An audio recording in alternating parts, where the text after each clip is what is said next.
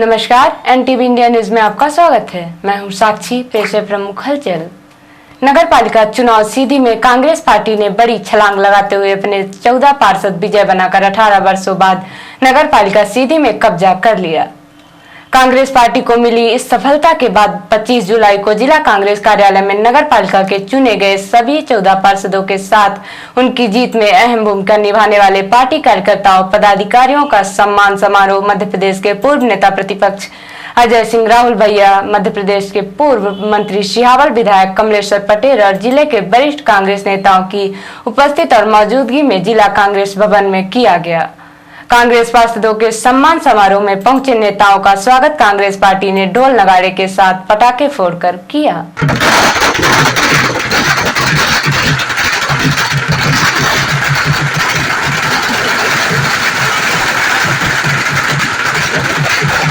कार्यक्रम में पहुंचे मध्य प्रदेश के पूर्व नेता प्रतिपक्ष अजय सिंह राहुल और पूर्व मंत्री कमलेश्वर पटेल का जिला कांग्रेस कमेटी के अध्यक्ष ज्ञान सिंह चौहान सहित अन्य पदाधिकारियों ने स्वागत किया।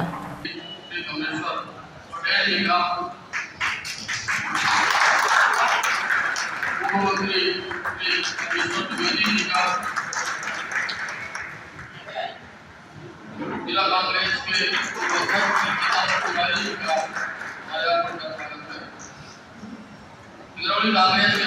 अतिथि स्वागत के बाद मध्य प्रदेश के पूर्व नेता प्रतिपक्ष अजय सिंह राहुल और पूर्व मंत्री कमलेश्वर पटेल ने सभी नवनिर्वाचित पार्षदों का पुष्प गुच्छ देकर अभिनंदन किया।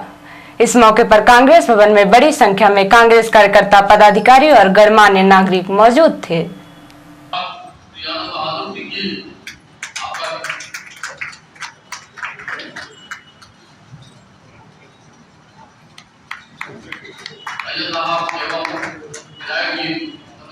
द्वारा आपका अभिनंदन किया जा रहा है और आपका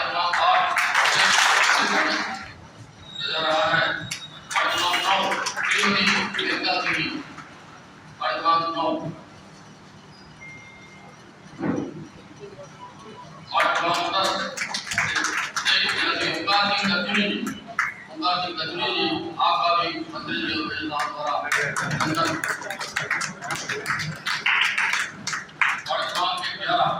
हमारी शिवांगी सिंह चौहान जी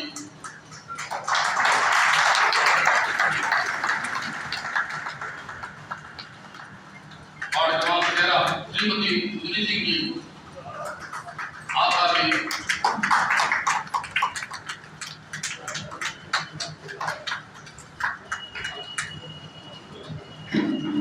सत्याजीत मतों से जीतने वाले वर्तमान एक पार्षद के रजनीश श्रीवास्तव जी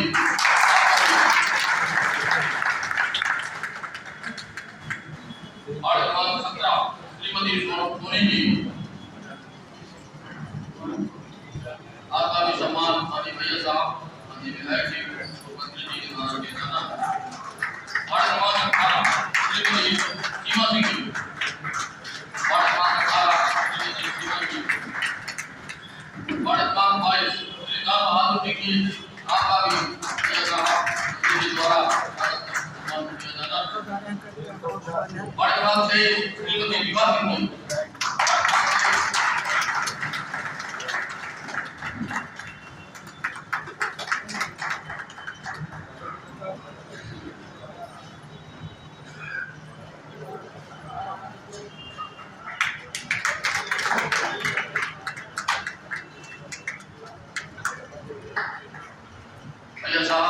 अभिनंदन समारोह में जिला कांग्रेस कमेटी के अध्यक्ष ज्ञान सिंह ने सभी अतिथियों का स्वागत करते हुए कहा कि इस चुनाव में कांग्रेस कार्यकर्ताओं और पदाधिकारियों की मेहनत के बदौलत हमने यह जीत हासिल की है।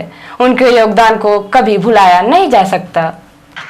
स्वागत यह बात ही करी थे कि आज जो यह दिन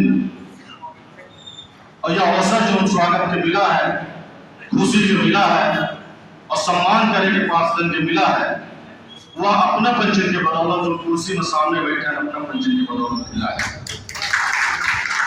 अपना पंचन दिन रात अपने अपने पोलिंग में काम करके, दिन रात मेहनत करके, खून पसीना बहा के हम देखते रहे कि सुबह 6 बजे से पोलिंग निकल जाती है, 11 बजे तक प्रचार होता, लेकिन 4 बजे से फिर चालू हो जाते हैं।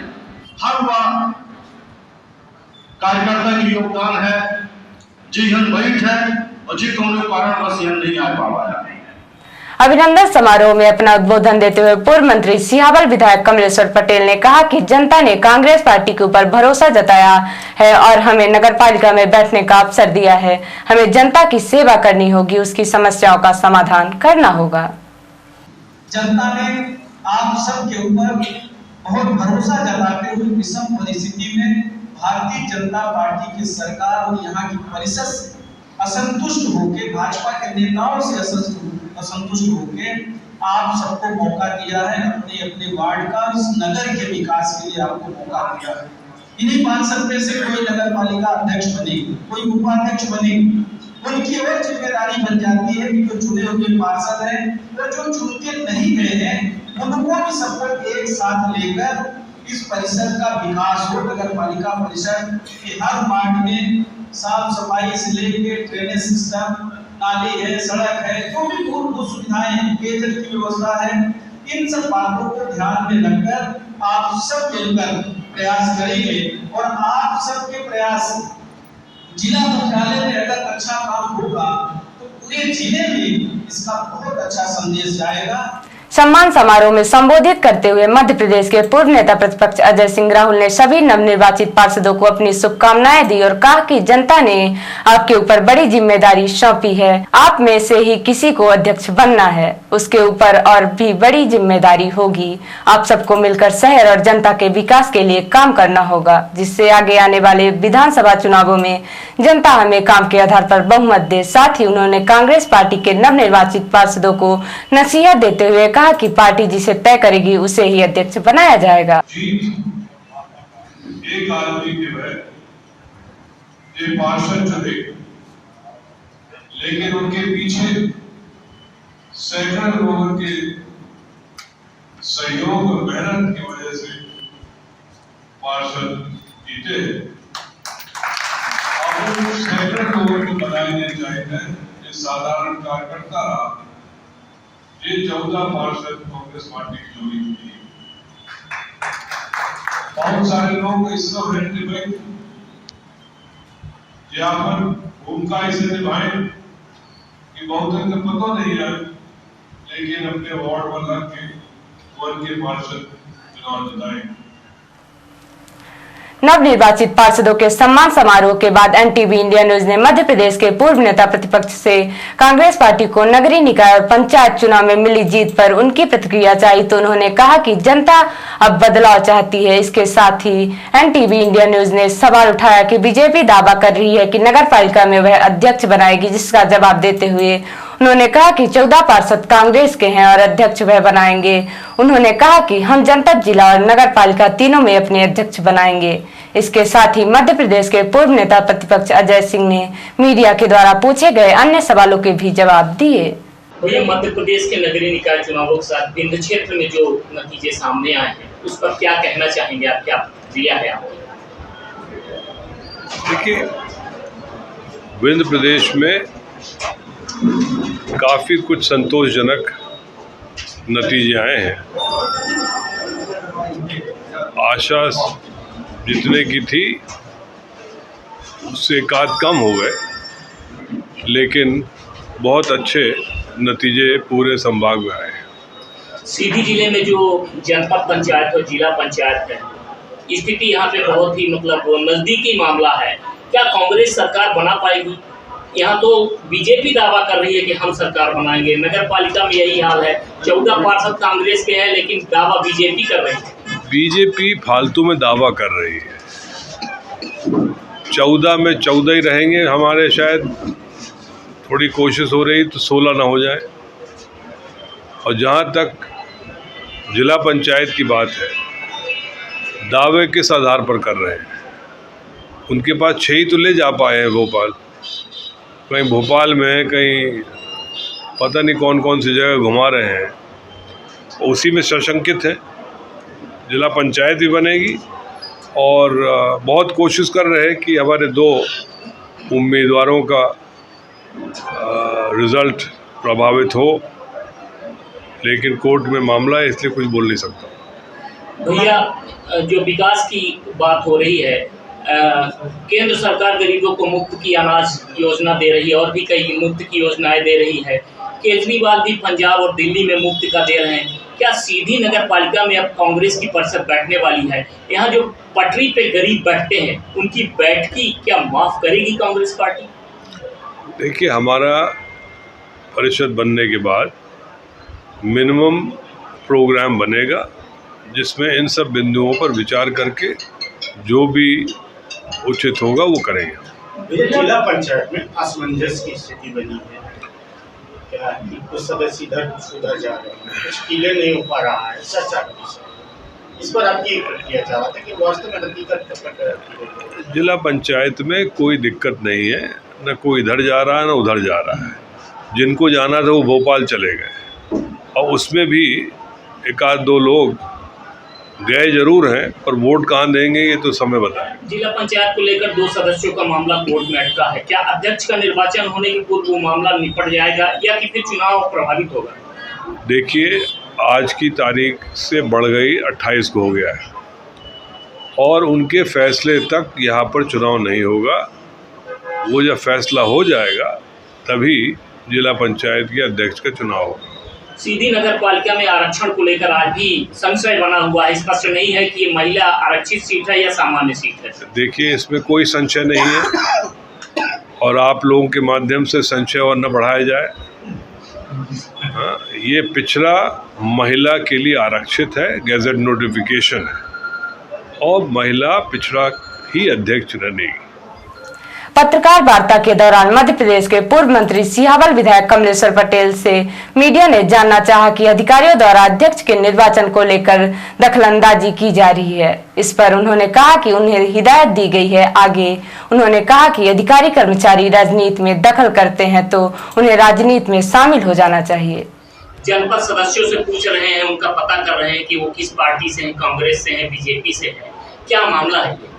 देखिए, ये सिर्फ जनपद सिहावल नहीं, पूरे प्रदेश में यही प्रदेश सरकार करवा रही है। ये इसी तरह से रामपुर में भी, मझौली में, सभी जगह ये भारतीय जनता पार्टी के अधिकारी कर्मचारी अगर एजेंट बन के काम करते हैं तो शोभा नहीं देता है। फिर इनको नौकरी से इस्तीफा दे के राजनीति करना चाहिए। तो ये जो भी इस तरह की घटनाक्रम या जो भी इस तरह की बातें सामने आ रही हैं, ये दुर्भाग्यपूर्ण है। संवैधानिक पदों पे बैठे हुए लोग या जो अधिकारी कर्मचारी जब सिलेक्शन होता है, इनको भी शपथ दिलाई जाती है, तो ये अपने कर्तव्यों का जो निर्वहन करना चाहिए उसकी बजाय आजकल नेतागिरी करने लगे हैं। और ये कांग्रेस पार्टी के कार्यकर्ता नेता कतई बर्दाश्त नहीं करेंगे। निष्पक्ष चुनाव होना चाहिए और कहीं भी निष्पक्षता में अगर कोई खोट होगी तो कांग्रेस पार्टी के नेता कार्यकर्ता हम सब मौके पे जाएंगे और फिर जो एक जन आंदोलन होता है वो खड़ा करेंगे। सीधी जिले में संपन्न कराए गए त्रिस्तरीय पंचायती चुनाव के संपन्न हो जाने के बाद भी शिकवा शिकायतों का दौर खत्म नहीं हो रहा है। अब भी कई उम्मीदवार चुनाव में की गई अनियमितताओं की शिकायत लेकर जिले के आला अधिकारियों तक अपनी शिकायत कर रहे हैं और उनसे जांच कराकर मामले का निराकरण करने की मांग कर रहे हैं। ऐसा ही एक मामला ग्राम पंचायत क्षेत्र डेहमा से आया है, जिसमें वार्ड क्रमांक 13 के पंच पद के प्रत्याशी प्रभात सिंह के नाम निर्देशन पत्र में दी गई गलत जानकारी का हवाला देकर फरियादी फतेहलाल सिंह जिले के आला अधिकारियों के चक्कर लगा रहे हैं और उनसे मांग कर रहे हैं कि उक्त पंच पद पर के उम्मीदवार द्वारा अपने नाम निर्देशन पत्र में गलत जानकारी दी गई है, जिससे उनका चुनाव निरस्त किया जाए। उन्होंने अपनी शिकायत जिले के कलेक्टर एसडीएम से की है। इसके साथ ही उन्होंने सीएम हेल्पलाइन में भी अपनी शिकायत दर्ज कराई है। मामला हमारा और कुछ नहीं था। रिटर्निंग ऑफिसर ने नाजायज अपने पद का दुरुपयोग किया।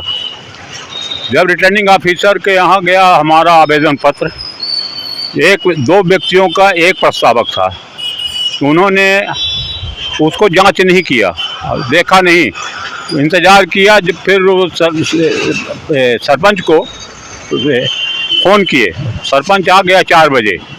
अब मैं अपने बटालियन के भूमाफियों के साथ में, हमको चारों तरफ से घेर लिए और उससे तहसीलदार साहब ने कहा कि आप एक आवेदन पत्र दे दो कि मैं एक को समर्थन प्रस्तावक हूँ, दूसरे का नहीं हूँ।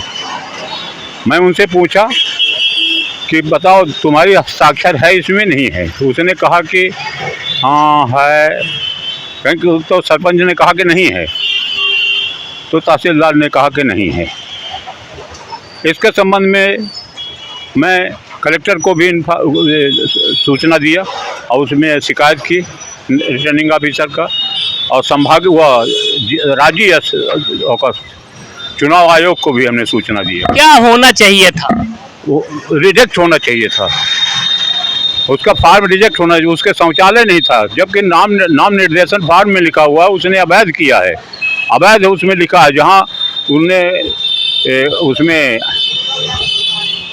हल्फनामा दिया है, हल्फनामे में गलत है। उसके यहाँ शौचालय नहीं बना हो, उसमें लिखा है कि हाँ है, हाँ लिखा है। समग्र शिक्षा अंतर्गत जिले में शैक्षणिक सत्र 2022-23 में प्रवेश के समय कक्षा 9वीं के छात्रों के शैक्षणिक स्तर का आकलन ब्रिज कोर्स मॉड्यूल के आधार पर किया जा रहा है। इस संबंध में कक्षा 9वीं में अध्ययनरत विद्यार्थियों के लिए ब्रिज कोर्स के संचालन हेतु जिले के समस्त शिक्षकों को 1 दिवसीय शिक्षण प्रशिक्षण दिया गया है।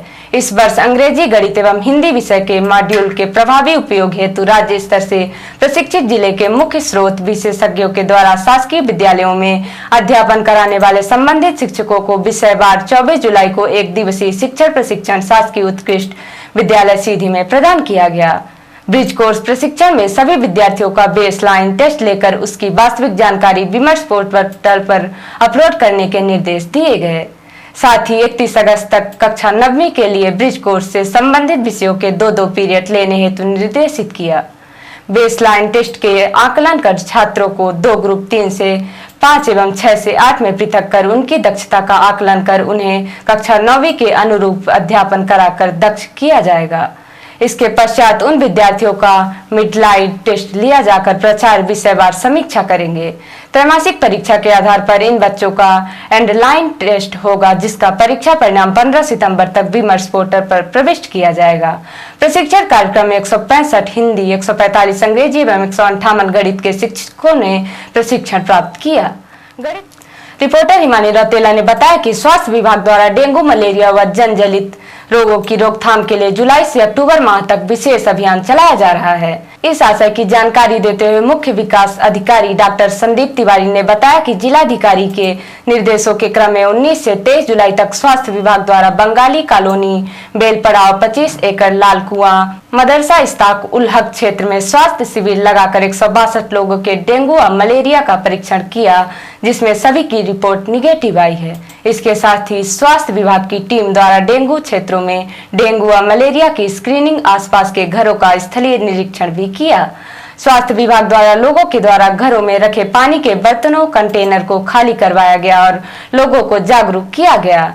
एसीएमओ डॉक्टर रश्मि पंत ने बताया कि बरसात के समय जल जनित रोगों की रोकथाम के लिए स्वास्थ्य विभाग द्वारा नियमित घरों का सर्वे शहरी व ग्रामीण क्षेत्रों में नगर निगम, जिला मलेरिया अधिकारी, जिला पंचायत व नगर पालिका द्वारा फॉगिंग का कार्य किया जा रहा है। इसके साथ ही आगामी समय में भी निरंतर जन जागरूकता कैंप व सर्वे का कार्य किया जाएगा।